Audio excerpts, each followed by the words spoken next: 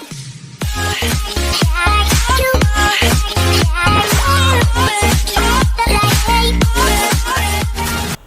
प्यारे बच्चों, स्वागत है फिर से आपका हमारे सुंदर सी चैनल केमिस्ट्री यूरेका में। और आज हम आपको पढ़ाने जा रहे हैं कक्षा 10 का अम्ल और क्षारक के जो महत्वपूर्ण प्रश्न हैं अर्धवार्षिक परीक्षा में, जिनके आने के ज़्यादा चांस हैं, उन क्वेश्चनों को हम आपको करा रहे हैं। तो देखिए यहाँ पर है, जैसे पहला क्वेश्चन है, ये इन टेक्स्ट क्वेश्चन है। पहला है, धातु के साथ अम्ल की अभिक्रिया होने पर कौन सी गैस निकलती है। तो देखिए इसको लिखे दे रहे हैं हम, धातु के साथ अम्ल की अभिक्रिया होने पर कौन सी गैस निकलती है। कौन सी गैस निकलती है। इस गैस की उपस्थिति की जांच एक उदाहरण से बताइए, द्वारा समझाइए। उदाहरण भी देना है इसका, मैं शॉर्ट में लिखे दे रहा हूं, इसका उदाहरण भी देना है। उदाहरण दीजिए और इस गैस की उपस्थिति की जांच आप कैसे करेंगे।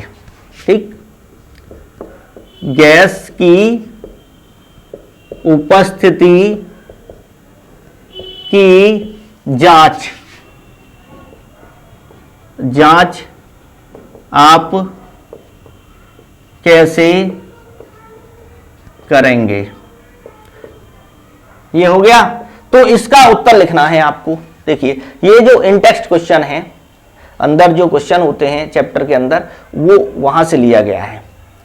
तो देखिए धातु जो होती है अम्ल के साथ अभिक्रिया करने पर, धातु जैसे मान लीजिए Zn ले लिया मैंने, तो Zn प्लस H2SO4, ये तनु सल्फ्यूरिक अम्ल लिया हमने, ये जिंक है, ये क्या है, ये जिंक हो गया आपका, ये हो गया सल्फ्यूरिक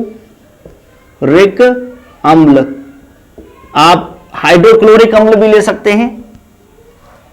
तो हाइड्रोजन गैस निकलती है, यानी धातु जो है इस हाइड्रोजन को विस्थापित कर देती है, हटा देती है। तो क्या बनता है, ZnSO4 plus H2, hydrogen gas निकलती है। तो कौन सी गैस निकलती है, हाइड्रोजन, यहां पर। तो आप उत्तर लिख देंगे, क्या लिख देंगे, हाइड्रोजन गैस निकलती है। हाँ ठीक है ना, यानी H2 गैस या हाइड्रोजन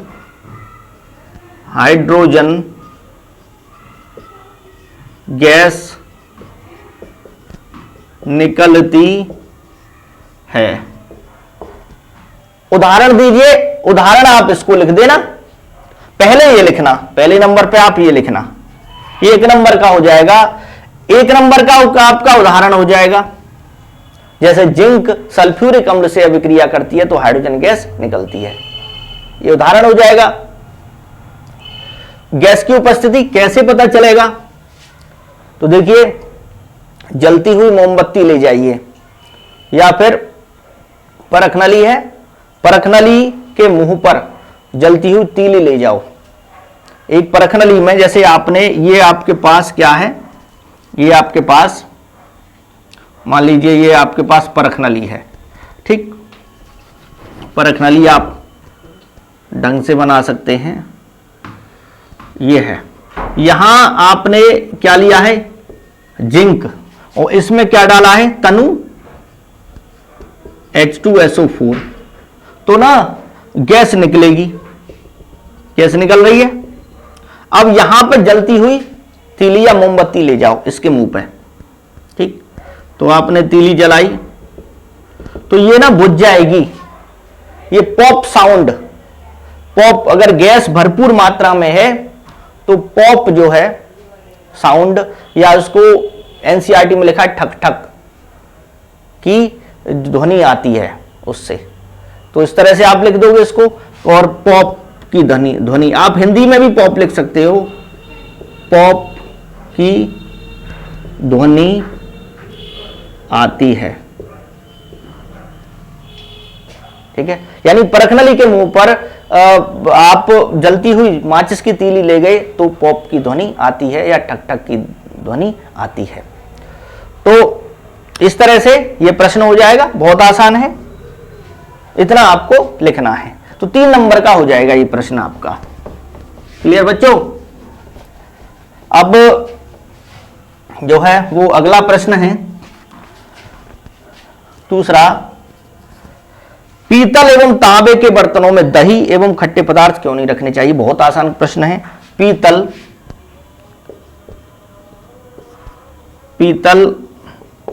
और तांबे के बर्तनों में खट्टे पदार्थ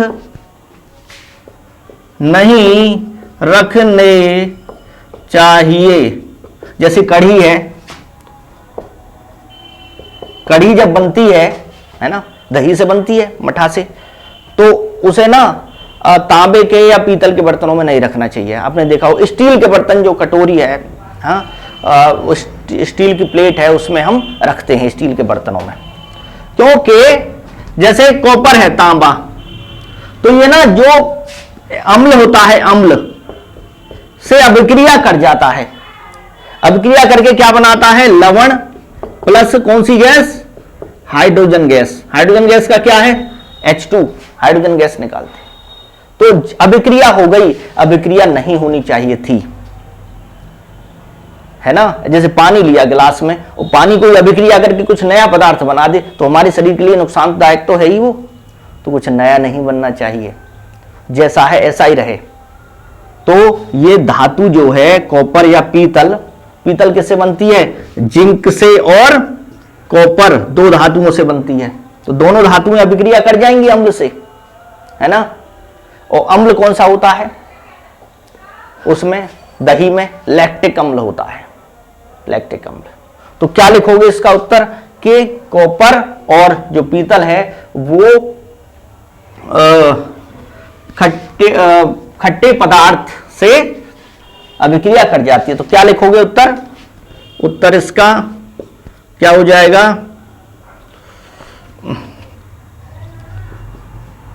उत्तर हो जाएगा कि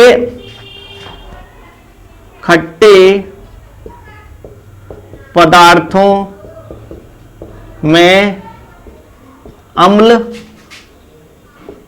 होता है, अम्ल होता है, अम्ल होता है, और यह अम्ल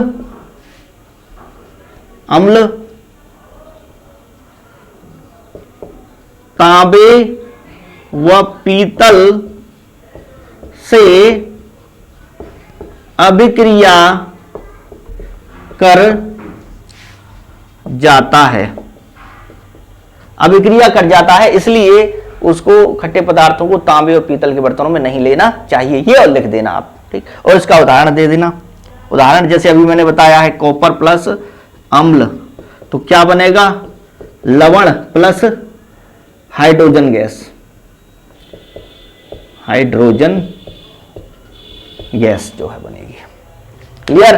तो ये इतना आपका हो जाएगा। तो ये भी कम से कम 2 नंबर में आएगा आपका। क्लियर? तो यहां से ये हमारे इस तरह से प्रश्न होते जाते हैं।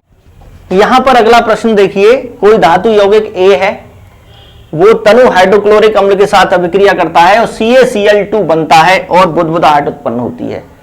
इससे उत्पन्न गैस जलती मोमबत्ती को बुझा देती है। तो A का नाम बताओ, A क्या है? तो समझिए CaCl2 बन रहा है, इसका मतलब कैल्शियम का सोल्ट है ही है, कैल्शियम का है, ये तो निश्चित है Ca होगा कैल्शियम का। और HCl लिख दो, आपको ज्यादा चीजें नहीं पता तो ऐसे लिख दो HCl, हाइड्रोक्लोरिक अम्ल। ये कैसा? तनु, जिसमें पानी की अमाउंट होती है, तो Ca। इसके अलावा और देखो और क्या क्या चीजें पता है आपको। और बुदबुदाहट, तो बुदबुदाहट के साथ जो है वो CO2 गैस निकलती है। कौन सी निकलती है? CO2 gas. तो आप CO2 लिख दो यहां पे, CO2 गैस निकलती है, ठीक है, बुदबुदाहट के साथ। और ये ना, ये जो गैस है ये जलती मोमबत्ती को बुझा देती है। ये भी बात है कि ये आग को बुझाने के लिए भी काम आती है। समझ में आ गया? तो और क्या बनता है? CaCl2 बनता है। ये तो बनती है ही CaCl2 ये भी बनता है। सीधी सीधी बात है, Ca यहां से आया होगा, Cl यहां से आया है।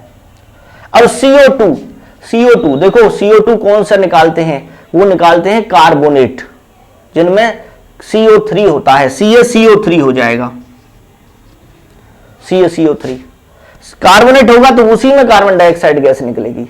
ये CO3 है, ये CO2 है, प्लस अब इसमें पूरी रिएक्शन लिख दो H2O, क्योंकि 2 ऑक्सीजन तो यहां से आ गए, यहां 3 है, यहां है 2, तो 1 ऑक्सीजन बचा, और हाइड्रोजन यहां से, तो 2 यहां कर दो। समझ में आ गया? तो ए कौन सा है? ए का है क्या है? ए का नाम लिख देना कैल्शियम कार्बोनेट।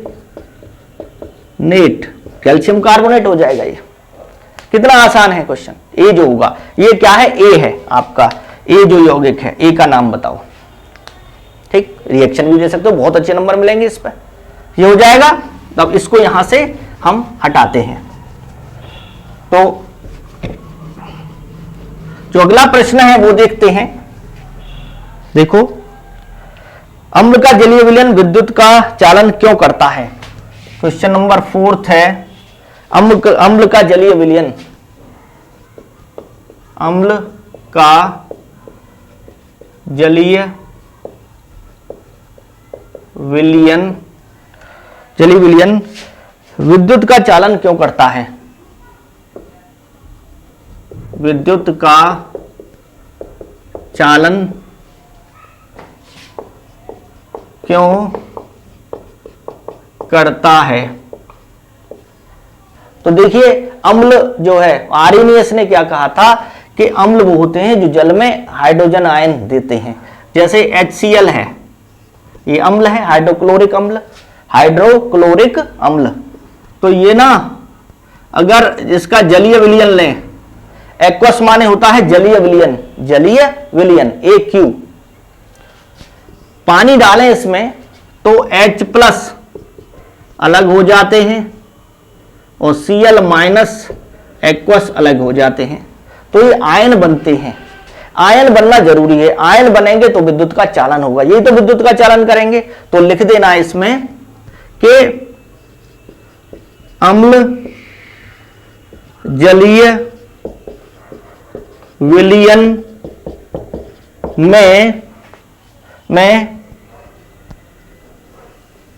में हाइड्रोजन प्लस धनायन एवं ऋणायन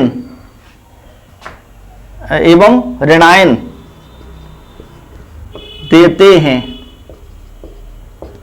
H+ क्या हुआ? ये धनायन हुआ, ऋणायन देते हैं। समझ में आ गया? अतः विद्युत का चालन करते हैं। आयन जरूरी है, जल में देते हैं वो, ये हो जाएगा। और ये मैंने अभिक्रिया भी लिख दी है, बहुत आसान है। अगला प्रश्न देखते हैं। बहुत जल्दी से हमको क्वेश्चन आपके निपटाने हैं बच्चों। अब देखो, यहां अम्ल को तनुकृत करते समय, क्वेश्चन नंबर 5 है, अम्ल को तनुकृत यानी कि अम्ल में पानी डालना है हमको। ठीक, तो अम्ल को तनुकृत करते समय, अम्ल को तनुकृत करते समय अम्ल को जल में मिलाना चाहिए। अम्ल को जल में मिलाना चाहिए न कि जल को अम्ल में क्यों? देखिए, पानी मिलाना है, जल मिलाना है, तो तरीका क्या है? देखिए, जल लीजिए, यहां क्या लीजिए? जल। जल ज्यादा मात्रा में लीजिए, जल, और अम्ल को ना बूंद बूंद करके डालिए। अम्ल, जल लीजिए ज्यादा मात्रा में, अधिक में, और बूंद बूंद करके क्या डाला जाता है? यहां से अम्ल, और इसको हिलाते भी रहते हैं साथ के साथ।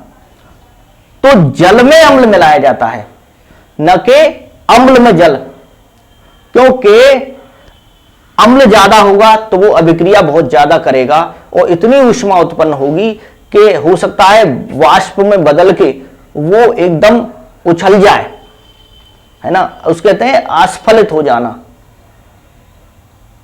समझ में आया? तो वो खतरनाक है और बर्तन भी चटक सकता है।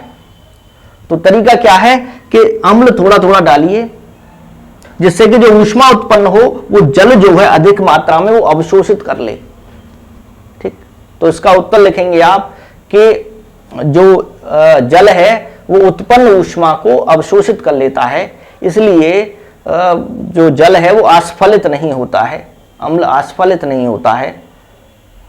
ठीक, और हमें कोई हानि नहीं होती है और बर्तन भी नहीं चटकता है उत्पन्न ऊष्मा से। तो इसका उत्तर हो जाएगा। तो यही है कि तनुकृत करते समय अम्ल को किस में मिलाते हैं? जल में। उल्टा नहीं होगा, उल्टा आप अम्ल लेने लगे, यहां क्या है? ये अम्ल ले लिया और यहां क्या डालने लगे? जल, तो क्या होगा? एक साथ जो है ये ऊपर जा सकता है, इतनी ऊष्मा उत्पन्न होगी कि हमको जला भी सकता है वो। ठीक, तो ये ऐसा नहीं करेंगे, ये सही है प्रोसीजर। ठीक बच्चों, तो इस टाइप से जो प्रश्न हैं वो आपको करने हैं। वो अगली वीडियो में हम और क्वेश्चन लेके आएंगे। बच्चों, चैनल को सब्सक्राइब करना ना भूलें, चैनल को सब्सक्राइब जरूर करें और बेल आइकन को प्रेस करें। वीडियो को शेयर करें ज्यादा से ज्यादा लोगों तक, जिससे कि अर्धवार्षिक परीक्षा में आपका ज्यादा से ज्यादा फायदा हो जाए। धन्यवाद वीडियो देखने के लिए और जय हिंद, जय भारत, वंदे मातरम।